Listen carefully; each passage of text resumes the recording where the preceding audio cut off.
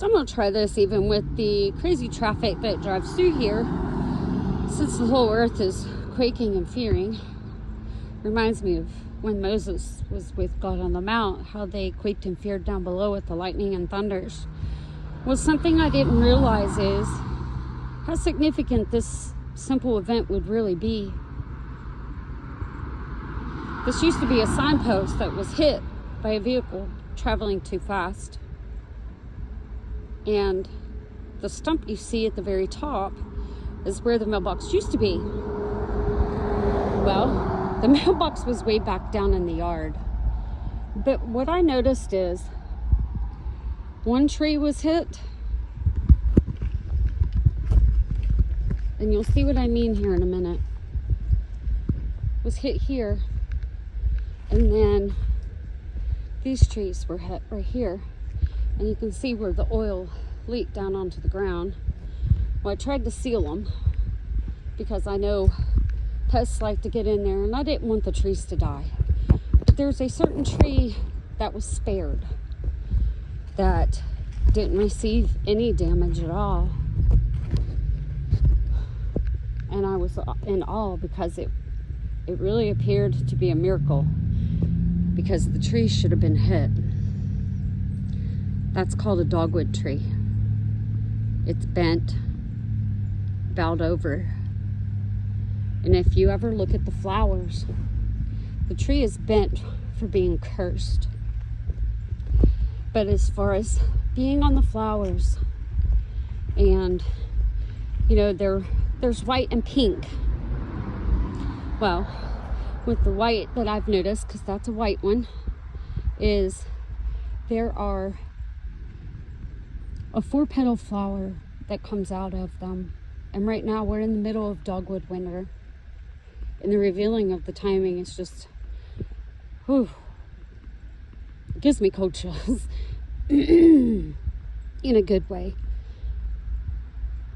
And the white petals are 4. And each of those petals have red dots at the bow of them, where they come in almost shaping a heart, which kind of reminds me of the love of God. And in that, there are red dots that kind of make you think of blood stains, I guess is the way to put it. And in those flowers, in the middle of them, it appears as a crown of thorns. They're not physically thorns, it's just a representation.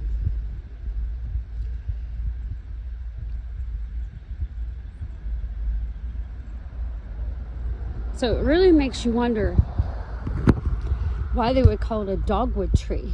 Well, one, it's a tree, so it would be wood.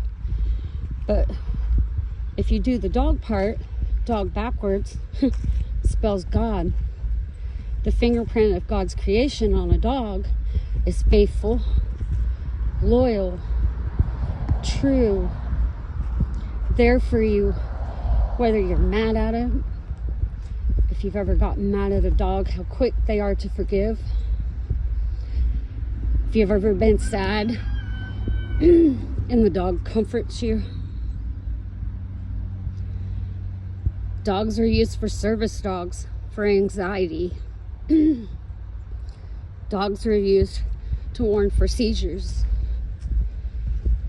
Dogs are worn to search for people that are lost.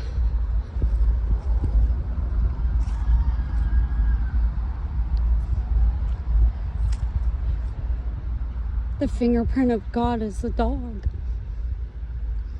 Faithful and true.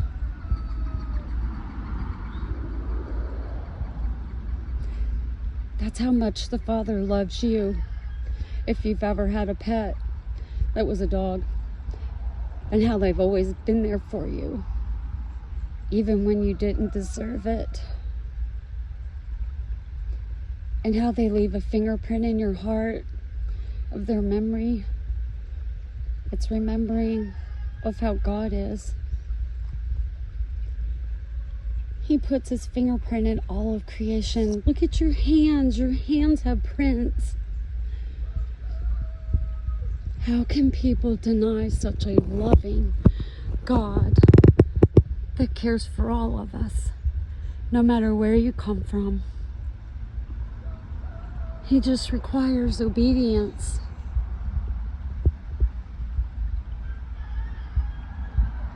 I heard shuffling, and I don't know if I can get him.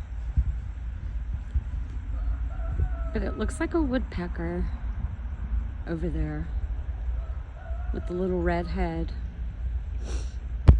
They're looking for bugs in the tree. They clean out the bugs in the trees. But it's time we turn back to the Father, because He loves all of us. It doesn't matter who you are, where you come from, or what you have done.